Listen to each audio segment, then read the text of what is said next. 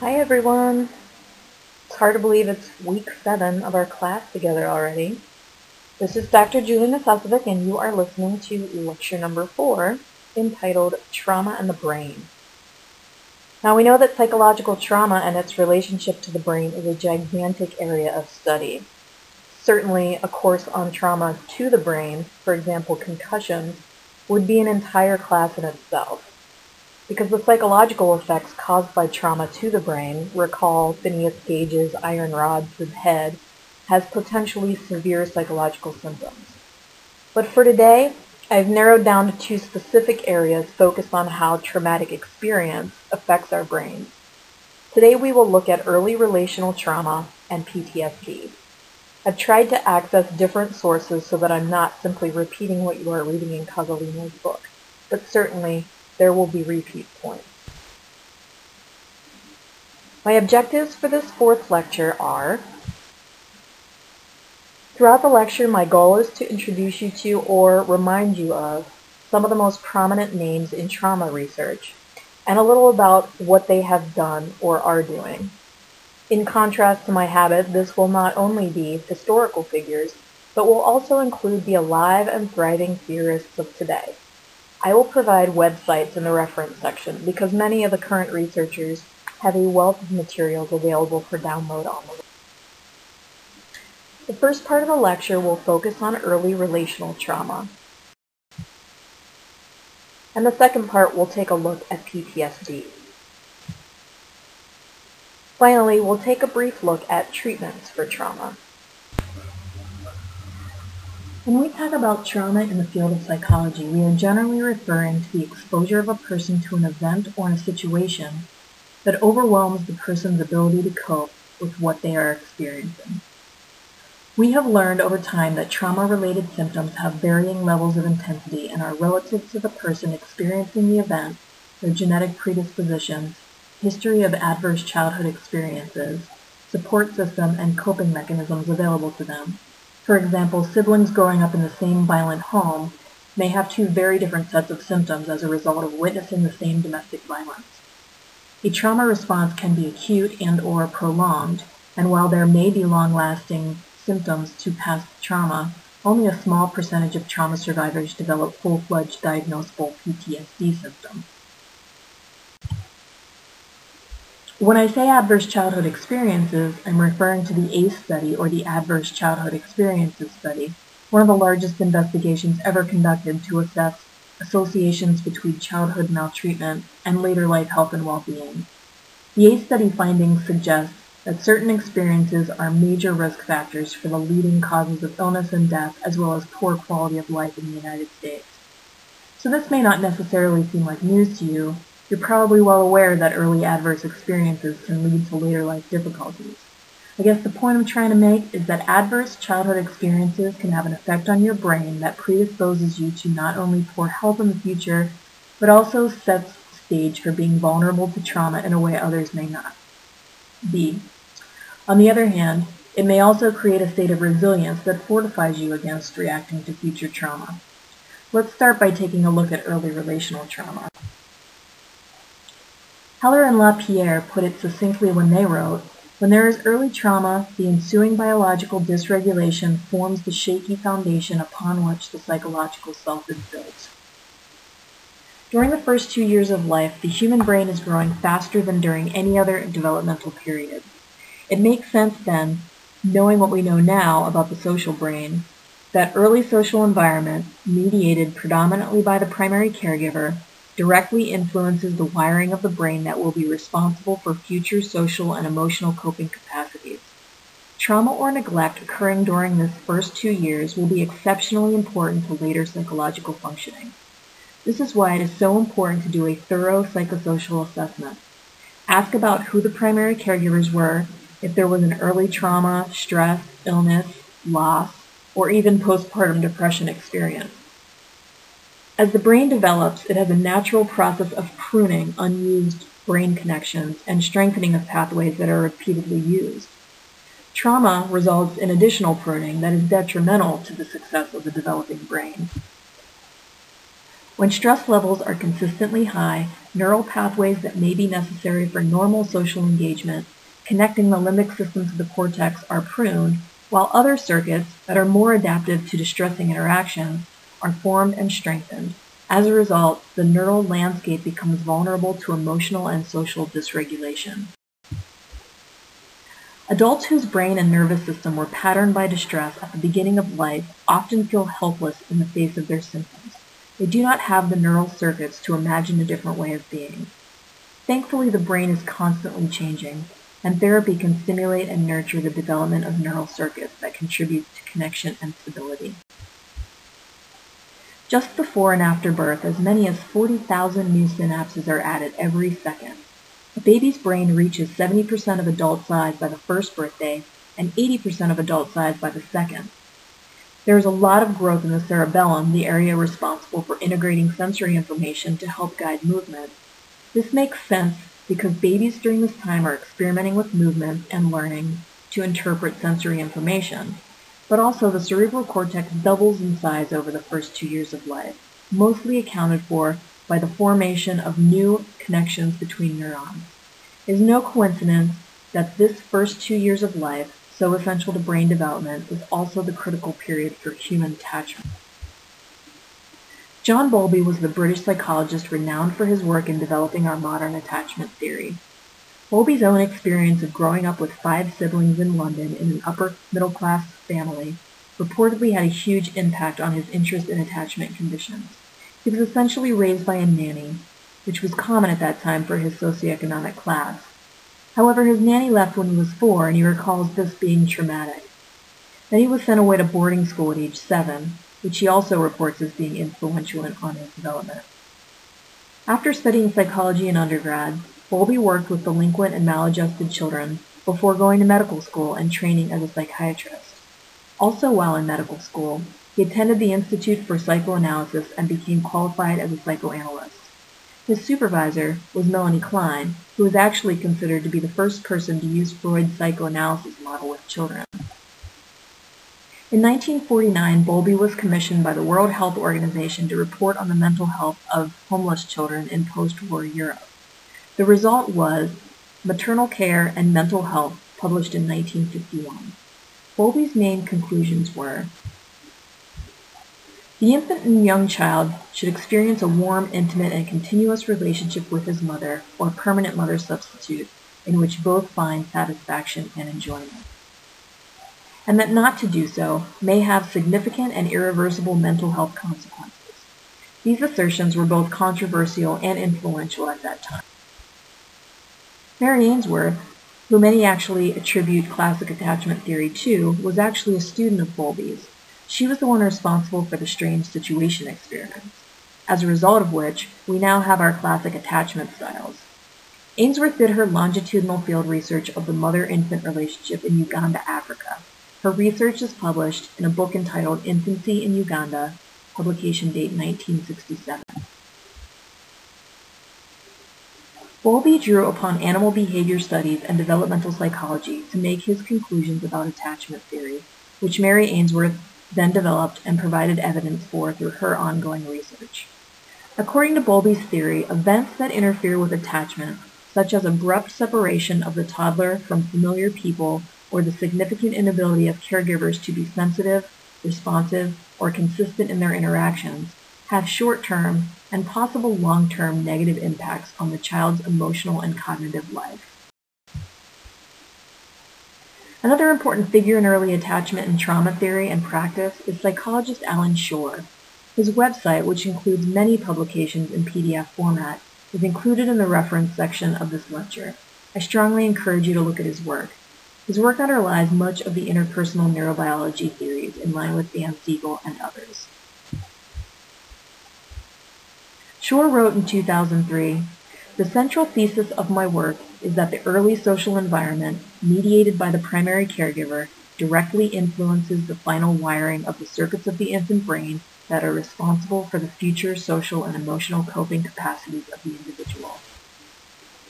The attachment relationship thus directly shapes the maturation of the infant's right brain, which comes to perform adaptive functions in both the assessment of visual and auditory socio-emotional communicative signals, and the human stress response. The ultimate product of this social emotional development is a particular system in the prefrontal areas of the right brain that is capable of regulating emotions, including positive emotions such as joy and interest, as well as negative emotions such as fear and aggression. Alan Shore builds upon BOWLBY's work to assert that secure attachment depends on a primary caregiver's ability to regulate the infant's internal states of arousal, mostly through nonverbal means, visual, tactile, and auditory attunement. During these bodily-based affective communications involving mutual eye gaze, the attentive mother essentially mirrors the infant's state and helps to modulate and develop tools for self-regulation. In order for this process to work effectively, the caregiver must be psychobiologically attuned to the infant. Inevitably, disruptions to this perfect state of attunement and mirroring occurs. But with effective interactive repair, the good enough caregiver reestablishes the attunement, allowing the infant to regain regulation or balance. These lapses contribute to the development of resiliency in the face of stress, which is an indicator of secure attachment. These effectively synchronized experiences trigger homeostatic alterations in neuropeptides, oxytocin, neuromodulators, catecholamines, and neurosteroids, cortisol, which are critical to the establishment of social bonds and to brain development. Protective and growth-stimulating attachment experiences have long-term effects on the hypothalamic-pituitary-adrenocortical axis, which plays a central role in stress reactivity. And because the limbic system is myelinating in the first year and a half, and the right hemisphere, which is deeply connected to the limbic system, is undergoing a growth spurt at this time, attachment communications specifically impact limbic and cortical areas of the developing right cerebral brain. Essentially, the caregiver's right brain is attuning with the infant's right brain. So, optimal attachment communications directly affect the maturation of the central nervous system's limbic system that processes and regulates social, emotional stimuli, and the autonomic nervous system that generates the somatic aspects of emotion. This secure attachment is required for a child to develop an adaptive internal system for regulating arousal and an array of psychobiological states, and therefore affect, cognition, and behavior. In contrast, an abusive or neglectful caregiver not only plays less with the infant, thereby reducing positive growth potential, but also induces enduring negative affect in the child.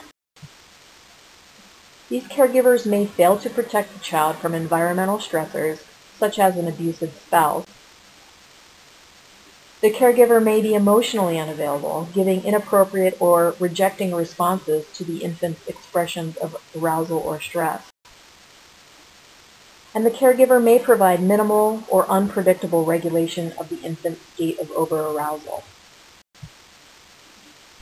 Instead, there is either the extreme high levels of stimulation and arousal involved in an abusive relationship, or very low stimulation in the case of neglect. Finally, there is no consistent interactive repair, leading the infant to endure extremely stressful, intense, negative states for a long period of time. Furthermore, Shore reviews the extensive literature on stress and parenting and asserts that when caregivers are enduring stressful life events, they are less sensitive, more irritable, critical, and punitive, and show less warmth and flexibility in interactions with their children. This is important to consider because when we think of early trauma, we often think of an abusive or neglectful parent, but actually some of the same symptoms and neurological changes may result from a mother who is processing, for example, the death of a parent, or who was raped, or experienced the trauma or loss herself, thereby preventing her from being fully present and consistently responsive to the infant. The effects on the infant include mutually escalating overarousal, which in an infant may look like an initial startle response, activation of the sympathetic nervous system, which may manifest as a heightened heart rate, blood pressure, and increased respiration. If the child is not soothed by a caregiver, This may escalate to crying, and then screaming, and then eventually maybe even vomiting.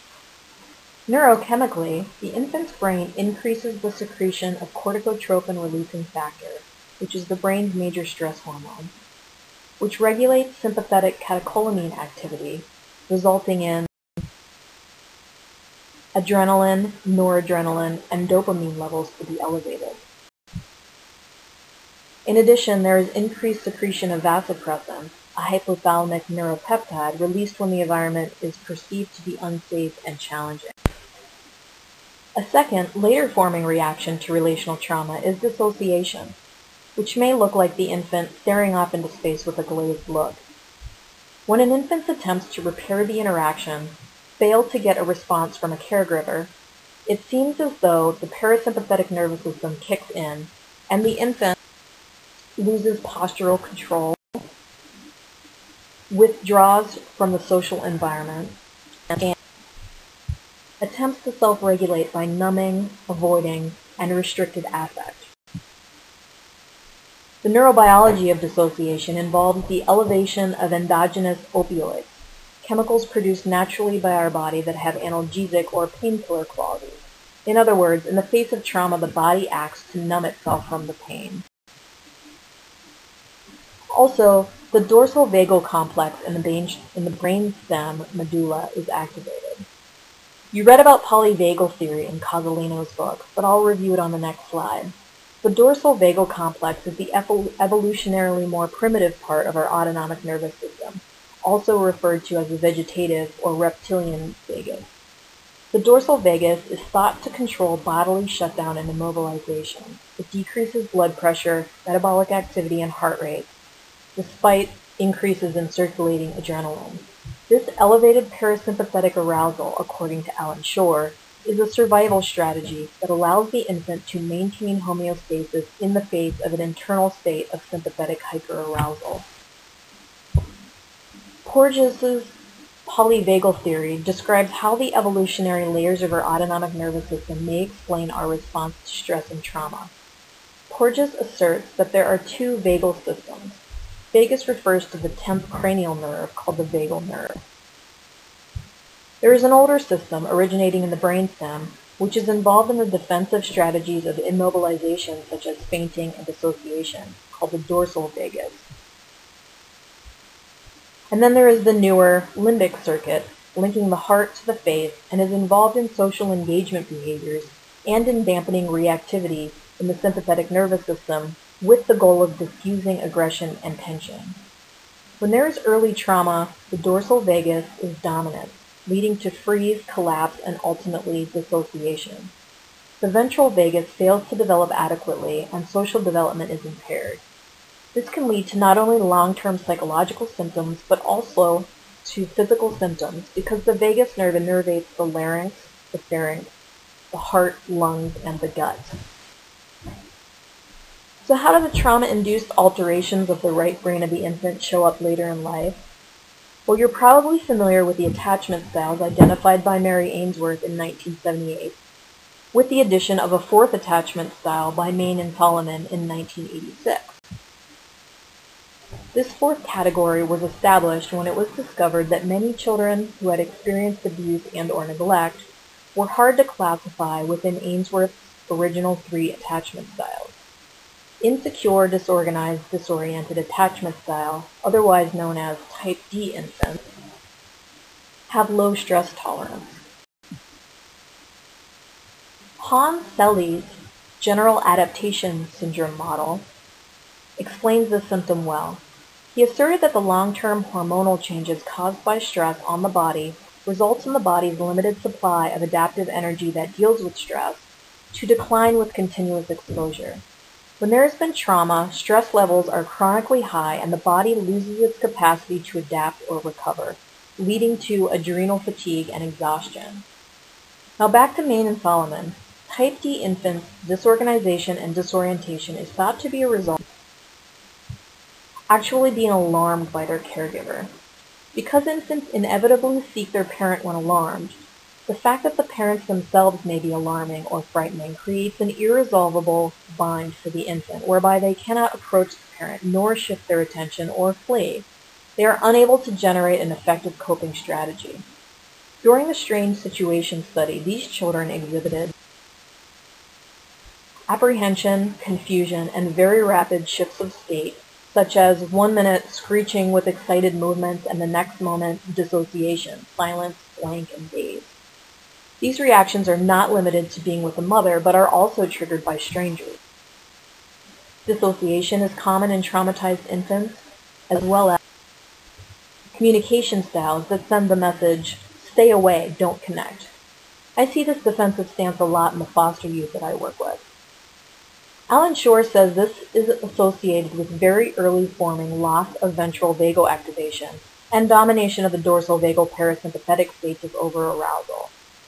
Understandably, in a misattuned parent-child situation, the primary caregiver is triggering hyperarousal states and not repairing the failure to respond to the infant's distress. In response to this, the infant adapts by severely restricting any overt expression of need for attachment or regulation from the parent. The child reduces the output of his or her right brain, emotion processing, limbic, autonomic attachment system, and reverts to more primitive strategies for survival. These states of arousal take energy away from the normal brain development processes that are supposed to be happening in this sensitive period of brain development. Furthermore, the infant is resonating with the caregiver's dysregulated state, and the infant's brain begins to adopt the caregiver's reactivity and defensive responses to stress. For example, with mothers who suffer from unresolved trauma, their chaotic and dysregulated states become imprinted on the developing brain of the infant. Sadly, but not surprisingly, the disorganized, disoriented attachment style, as a result of early relational trauma, endures over the later stages of childhood and into adulthood, and acts as a risk factor for later psychiatric disorders. In summary, ALLAN concludes that from a developmental neuroscience perspective, the altered metabolic processes as a result of early relational trauma poorly sustain critical period growth of the right brain and prevents limbic system maturation, resulting in enduring neurobiological alterations that underlie affect instability, insufficient stress tolerance, memory impairment, and dissociative disturbances as a result of an immature and functionally limited right brain self-regulatory capacity. One might think of a borderline personality disorder, for example. According to Heller and LAPIERRE in their book, Healing Developmental Trauma, one of the markers of trauma is the failure to integrate the sensory imprints associated with an event into a coherent whole. Heller and LAPIERRE explain that contrary to popular belief, the brain does not operate like a camera, whereby it takes a memory like a whole scene. Rather, the brain captures features of the scene and processes them in separate regions of the brain. Through a process known as re-entry, the brain weaves together the information entering in different regions to create a full picture of what is happening. It is believed that re-entry could be the unique, single most important feature of higher brain organization, the vital component of integrated complex cognitive tasks. Under normal circumstances, all aspects of our experiences come together as one coherent whole. However, in the case of trauma, there is a failure in the re-entry function of the brain. When re-entrant interactions are blocked, as they often are with trauma, unprocessed sensory information remains in disconnected fragments. As a result, incomplete memory fragments surface that do not allow sufficient recall for full processing. Somatic-based approaches to psychotherapy often aim at addressing this fragmentation by encouraging the client to answer questions like, "What else do you notice?" or "What is happening right now as you talk about this experience?" Another important concept discussed by Heller and LAPIERRE is pattern matching. With every new experience, the authors wrote, the brain searches for a match between the incoming pattern of neuronal activity and patterns already stored in the memory. This pattern matching quest gives us the sense of recognition and familiarity. For adaptive and survival reasons, economy and speed of processing become important aspects of perception over time. Heller and LAPIERRE propose a split perceptual system. On the one hand, we have pattern matching for the purpose of quick, survival-based responses. We take minimal environmental cues and use the shortest possible route to transmit sensory stimuli directly to the amygdala, where it is poised to make survival-based decisions such as fight or flight activation. This route bypasses the cortex, sacrifices accuracy and discrimination of pattern matching for speed. It is the jumping back on the hiking trail when you see a snake that later turns out to be a stick response. On the other hand, there is the perceptual path that seeks out detailed features for pattern matching. Moving through the complex executive cortex and onto the hippocampus, this pathway provides sensory discrimination that allows us to assess, regulate, and inhibit behaviors that in the hands of the amygdala are automatic responses based on summary information. Heller and LaPierre suggest that the brain follows a pattern matching protocol. First, to minimize effort, the brain makes a quick assessment with just enough detail for a good enough match. If danger is assessed, the amygdala responds as needed. If no match is found, the brain proceeds to seek more information until a match is found. If still no match is found, a new category of experience is generated, the pattern of which is stored in memory for later matching. You can see how this system parallels the polyvagal theory. The traumatized, hypervigilant brain forges ahead with pattern matching before all the data has been gathered. Traumatized individuals respond to triggering events as if they were being re-exposed to the original trauma, reacting to reminders of the trauma in a physiological way as if they were still living in the past. Heller and LaPierre propose that by mindfully focusing on the present moment and slowing the pace of recall, a client can learn to begin discriminating and evaluating sensory information in a more adaptive and healthy manner. So, in addition to the symptoms listed of the insecure, disorganized, disoriented attachment style, we can conclude that the long-term effects of early trauma affect how events are stored in memory. While normally emotional arousal enhances our ability to remember an event, excessively high levels of emotional arousal impairs our memory. In the case of severe trauma, high levels of circulating cortisol can cause cell damage or even complete shutdown in the hippocampal system. This is why trauma victims often cannot express what happened to them in a coherent verbal manner. Their memories manifest implicitly as dissociative behaviors, startle responses, nightmares, and visual and somatic flashbacks. Heller and LaPierre wisely caution clinicians to also be aware of state-dependent memory. When working with traumatized individuals, you will want to avoid harmful regression and potentially re-traumatizing reliving of past experiences. They suggest managing state-dependent memories by working within a dual awareness of past and present to avoid the danger of reliving rather than remembering a trauma experience. As we said before with the two paths of perception, trauma has the effect of altering how perception of new events is received and responded to. Also, as Alan SCHORE pointed out, early trauma affects the development of our HPA axis. As described before in regard to Selle's general adaptation syndrome, chronic stress has long-lasting effects on the brain. The system affected by the high levels of chronic stress has become known as the HPA axis. The HPA manages the interaction between the nervous system and the endocrine system. It's involved in the neurobiology of mood disorders and many illnesses, including anxiety disorder, bipolar disorder, insomnia, PTSD, borderline personality disorder, ADHD, major depressive episodes, burnout, chronic fatigue, fibromyalgia, irritable bowel syndrome, and alcoholism. The HPA is critical to regulation of body temperature, digestion, the immune system, tissue function, growth and development, mood, sexuality, and energy usage.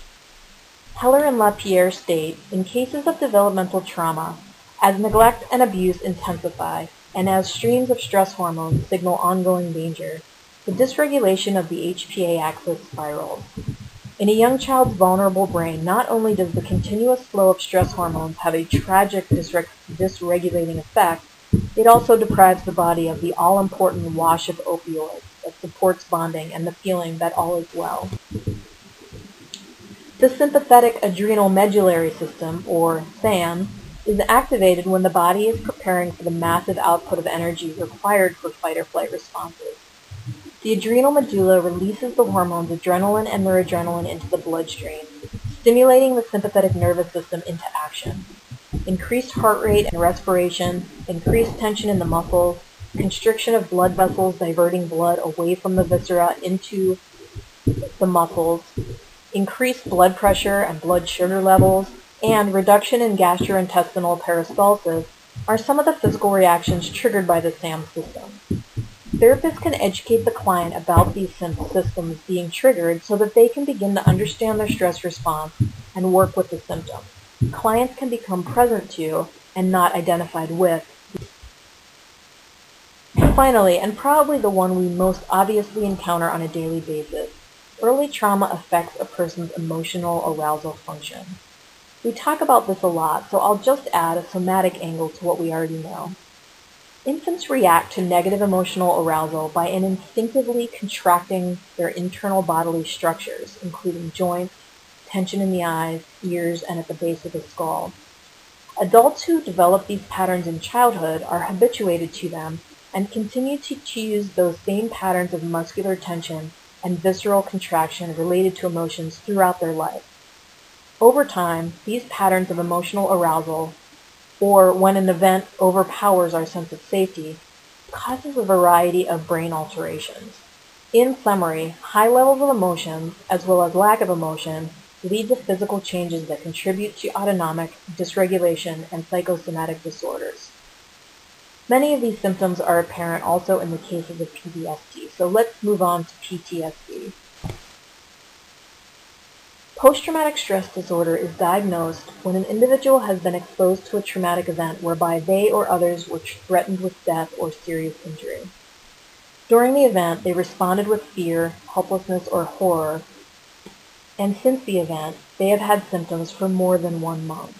The symptoms involve re-experiencing of the trauma, perhaps in the form of distressing memories or flashbacks, dreams, reoccurring feelings, or acting as if the event were actually happening again, intense psychological distress at exposure to cues that resemble the event, or physiological reactivity on exposure to cues that symbolize or resemble the event.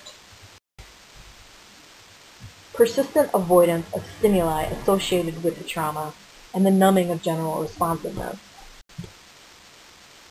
And persistent symptoms of arousal, such as difficulty falling or staying asleep, irritability or outbursts of anger, difficulty concentrating, hypervigilance, and/or exaggerated startle response.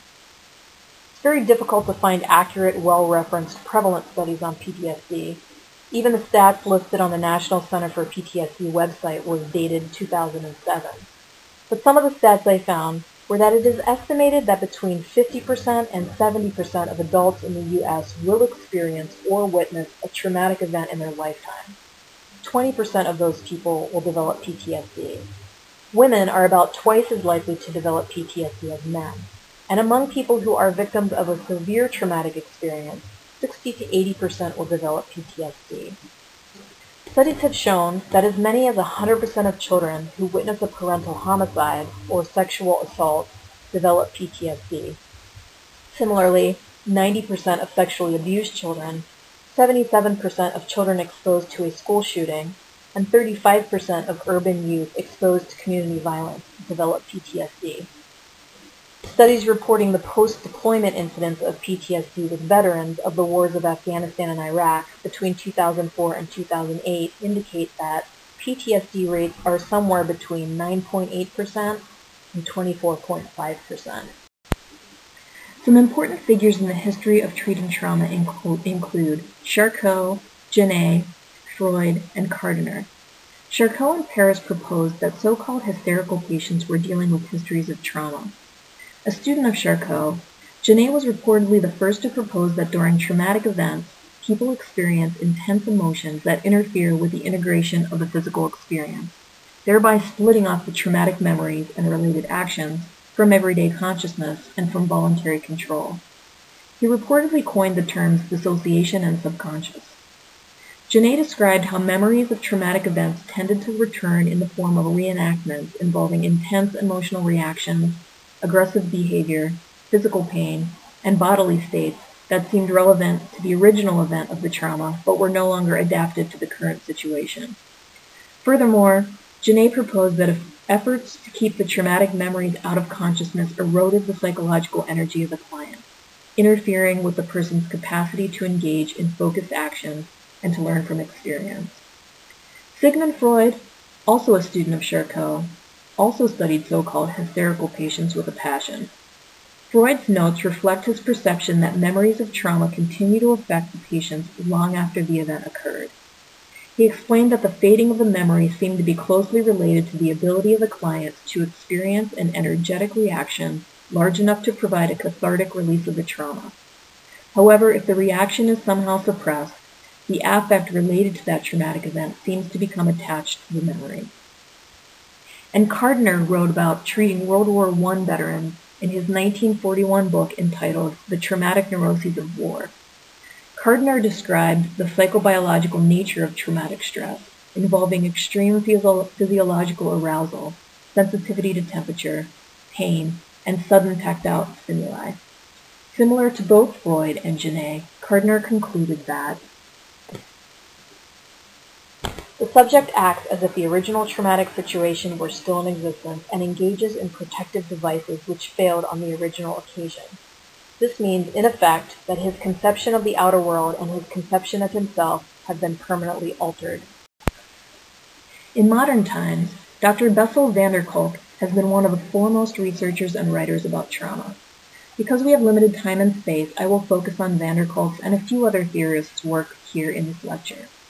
Van der Kolk is a psychiatrist. He is founder and medical director of the Trauma Center in Massachusetts. According to his website, van der Kolk has been active as a clinician, researcher, and teacher in the area of post-traumatic stress and related phenomena since the 1970s. His work integrates the developmental, biological, psychodynamic, and interpersonal aspects of the impact of trauma and its treatment. His book, entitled Psychological Trauma, was the first integrative text on the subject, painting the far-ranging impact of trauma on the entire person and the range of therapeutic issues which need to be addressed for recovery. Dr. van der Kolk and his various collaborators have published extensively on the impact of trauma on development, such as dissociative problems, borderline personality and self-mutilation, cognitive development in traumatized children and adults, and the psychobiology of trauma. Van der Kolk describes the psychophysiological effects of PTSD as occurring on two different levels. On one level, PTSD sufferers experience heightened physiological arousal in response to sounds, images, and thoughts related to specific traumatic incidents. For example, looking at a photograph of a murdered sibling or visiting a home in which you were abused. But also PTSD sufferers experience hyperarousal in response to intense stimuli that may not even be related to the original trauma. Van der Kolk explains that excessive stimulation of the CNS at the time of the trauma may result in permanent neuronal changes that have a negative effect on learning, habituation, and stimulus discrimination. The startle response is one example of this characteristic of PTSD. In other words, a person with a trauma history may continue to exhibit a startle response when loud noises happen, even if the noise is unrelated to the original trauma. Traumatized individuals do not seem to habituate to the intense stimulus over time, like normal or non-traumatized people tend to. Van der Kolk concludes that the failure to habituate to acoustic startle suggests that traumatized people have difficulty evaluating sensory stimuli and mobilizing appropriate levels of physiological arousal. This parallels the problems traumatized people have with integrating memories of the trauma and getting continuously pulled back into the trauma by nightmares, flashbacks, etc. In well-functioning people, stress produces rapid and pronounced hormonal responses. Imagine yourself crossing a street at a red light. You get the walk signal and proceed to step into the street when suddenly you see someone coming full speed at you, seemingly not going to stop at the light. You panic, stop moving forward, and quickly back up out of the street as the crazy driver veers around the corner, obviously texting on his phone. In this situation, your body floods with stress hormones. Your cortisol, epinephrine, and norepinephrine, vasopressin, oxytocin, and endogenous opioids get activated and secreted enabling your body and mind to make split-second decisions and actions that allowed you to get out of the street in time to not get hit.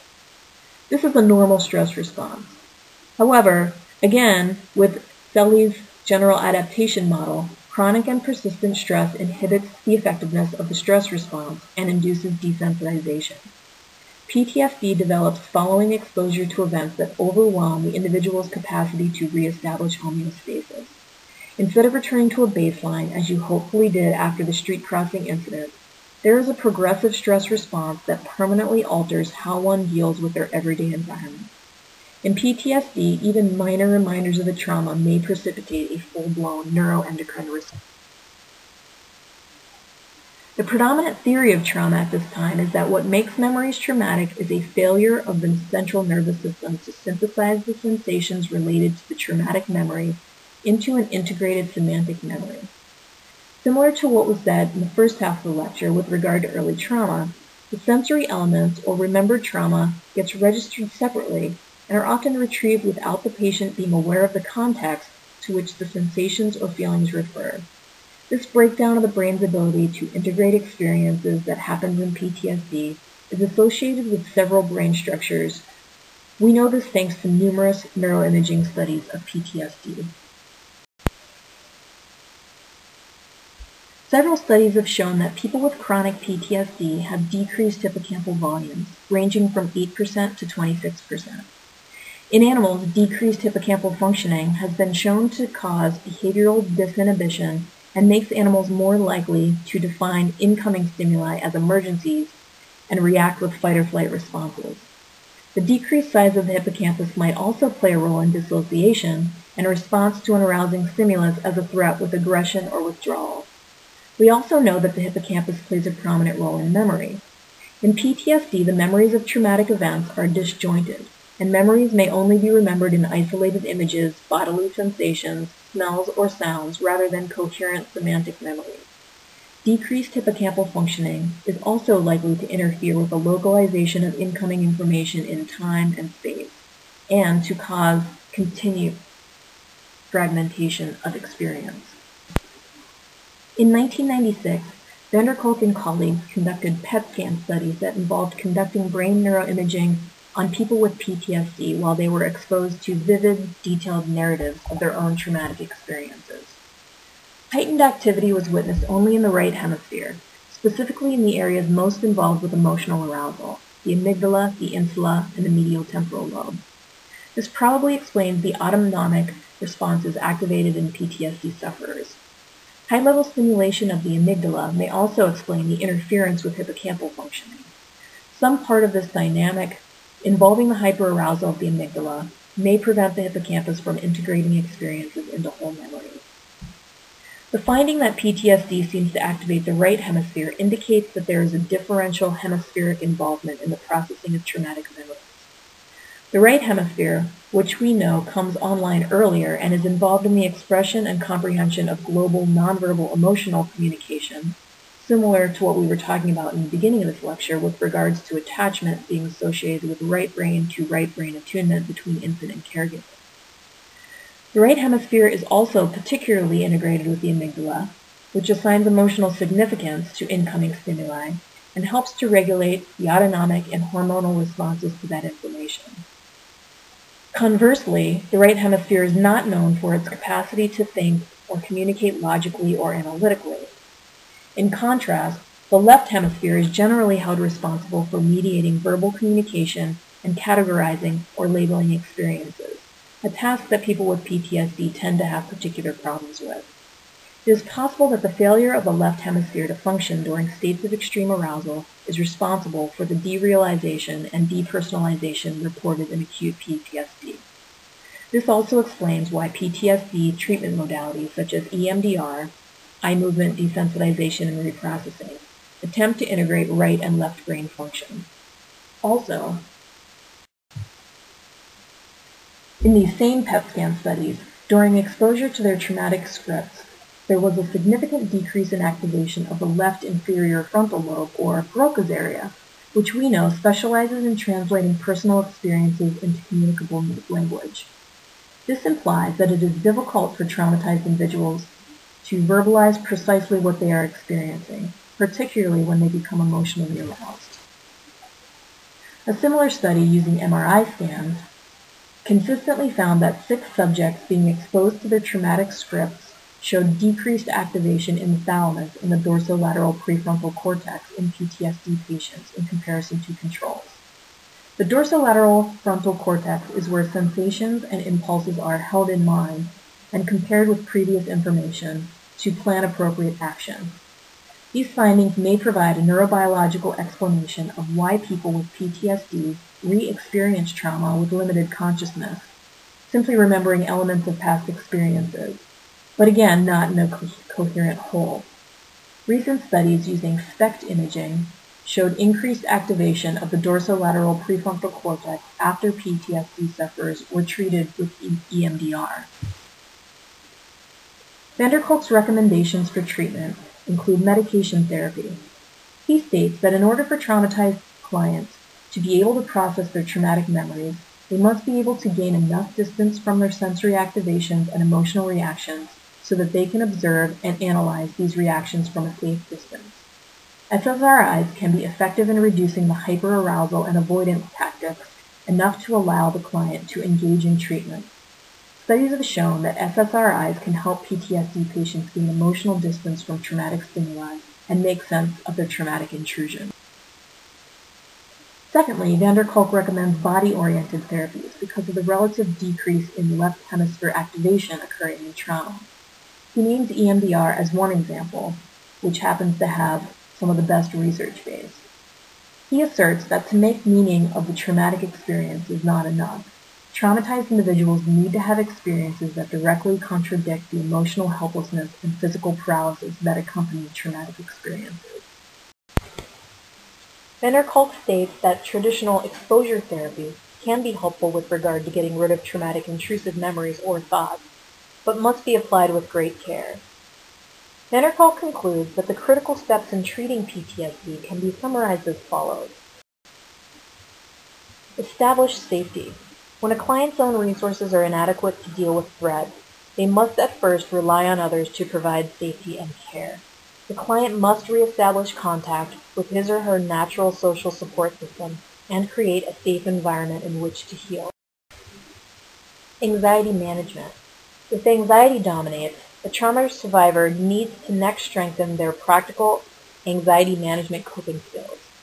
Training can be provided in deep muscle relaxation, breathing control, role-playing, covert modeling, thought-stopping, and guided self-dialogue.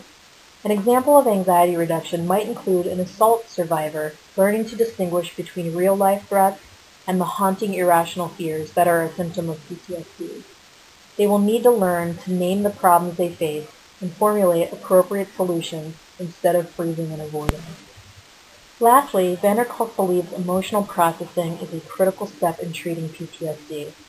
He suggests that the survivor needs to re-experience the traumatic event without feeling helpless. Traditionally, this has been done by talking through the experience and allowing the client to realize that the memories of the trauma is not equivalent to experiencing it again, and identifying that the event has a beginning, middle, and end, and that the event is a part of the person's history. Another well-known theorist in the field of trauma work is Peter Levine. What I always remember about Levine's work is his analogy of animals' stress responses. You may be familiar with Levine's popular book called Waking the Tiger. He proposes this question: why do animals in the wild, though routinely threatened, not get traumatized? Levine talks about how when an animal experiences danger, it undergoes the intensive stress response similar to humans, but then it shakes it off and moves on. In my words, not his, the gazelle does not outrun the cheetah only to spend years in intensive therapy exploring how he almost got eaten or how its brother or sister was snagged by that same cheetah. Something about the mechanisms of the human brain and the failure of the human body to discharge intensive stress responses results in post-traumatic stress. Peter Levine's model is called somatic experiencing. As it is explained on his website, somatic experiencing is a body awareness approach to trauma based upon the assumption that human beings have an innate ability to overcome the effects of trauma. Somatic experiencing, according to Levine's website, aims to restore self-regulation and returns a sense of aliveness, relaxation, and wholeness to traumatized individuals. This work has been applied with combat veterans, rape survivors, Holocaust survivors, auto accident and post-surgical trauma, chronic pain sufferers, and to infants after suffering traumatic birth. Heller and LAPIERRE refer to this concept of the body's failure to discharge traumatic energy as the defensive orienting response remaining incomplete in the nervous system. The response, according to them, is that individuals then live in a continual state of threat, often manifesting as hypervigilance. The authors wrote, quote, "When individuals are stuck in an unresolved, persistent, defense-orienting response, they continue to scan the environment for danger, even when the external threat is no longer present." End quote. The authors propose that this hypervigilance is internally driven by undischarged high arousal in the nervous system. Heller and LAPIERRE's system of healing, which they call the Neuroaffective Relational Model, or NARM, seeks to reestablish a state of what they call the exploratory orienting response. This is the state obtained when a person completes the biological sequence of the defensive orienting response. The authors describe it as a state of natural curiosity, the desire to explore one's surroundings without a sense of threat. There are a lot of trauma-focused modalities out there to explore. I've listed some more here for your reference. I'm sure I've missed some, so please provide other examples in the discussion forum. Just a note about choosing a modality to work with trauma. When you are treating trauma-related symptoms, it can be extremely helpful to do a good assessment and to try and determine if this client is speaking to you from their cerebral cortex or from their limbic system, and start from there. In other words, if the client presents as very cognitive and logical about their trauma experience, consider starting with an approach that meets them where they're at. Psychodynamic approaches, CBT, and narrative approaches may resonate more with these folks. On the other hand, if you notice that a person's trauma is very much nonverbal and they have a hard time articulating or relating to their experience, consider starting out with somatic therapies or more creative approaches. And a word of precaution, one should not attempt to delve into a client's trauma history if they do not have adequate training or experience as a therapist to manage the potential risks of re-traumatization. The modalities listed here involve a great deal of training and knowledge and are not to be taken lightly. Here's a list of modalities known specifically to treat trauma. Certainly a lot of other modalities are used in the treatment of trauma, but these listed here are specifically designed for that purpose or close thereto. I am sure this is not an exhaustive list, and I cannot possibly touch upon all of them here. The first three are more traditional approaches, and you probably have some idea of what they may involve. If one strikes your interest, I encourage you to do more research. EMDR is an evidence-based practice that blends elements of psychodynamic, cognitive behavioral, interpersonal, experiential, and body-centered therapies. There are 8 phases of treatment, but essentially, using a visual image related to a traumatic memory and exploring related beliefs, emotions, and body sensations, paired with the client moving his or her eyes back and forth following the therapist's fingers as they move across his or her field of vision, a therapist works with the client to integrate right brain and left brain experience of the trauma, attempting to solidify more productive cognition and body experiences relating to the traumatic memory. Stress inoculation training is another cognitive behavioral approach that encourages the survivor to view symptoms as problems to be addressed. And then the client is taught to analyze the problems in small, manageable parts, developing long-term coping skills and greater self-confidence. The constructive narrative approach was developed by Donald Meichenbaum to explore the nature of the stories that individuals tell about their trauma and how these stories change over the course of time. Specifically, the meaning that a traumatic event has for individuals is critical. Meichenbaum has noted that both symptom reduction and behavioral changes co-vary with the changing nature of the accounts that clients offer over the course of therapy. A sense of personal agency often emerges. Clients, over the course of therapy as they improve, often shift the focus of their accounts, moving from viewing themselves as victims to becoming survivors. As they do so, they offer interesting accounts of how they can now often have many of the same kinds of thoughts, feelings, intrusive ideation, etc., but this doesn't seem to bother them as much. They do not feel stuck. there is a certain shift in the nature of their narrative. Meichenbaum's book is called A Clinical Handbook, Practical Therapist Manual for Assessing and Treating Adults with Post-Traumatic Stress Disorder. Sensory motor psychotherapy is a form of psychotherapy that approaches a person's most basic sensory motor level as a primary entry point in processing trauma. This is as opposed to focusing on the conscious goal-oriented behavioral level. The method aims to resolve the limitations of behavior and associated thinking and feeling caused by trauma. Janita Fisher describes it on her website as, sensory motor psychotherapy directly addresses the effects of trauma on the nervous system and body without the need to use touch. Easily integrated into traditional talk therapies, sensory motor utilizes mindfulness techniques to facilitate resolution of trauma-related body responses first before attempting to rework emotional responses and meaningfully. Working with trauma can be extremely challenging. You may not ever know the extent of a client's trauma history.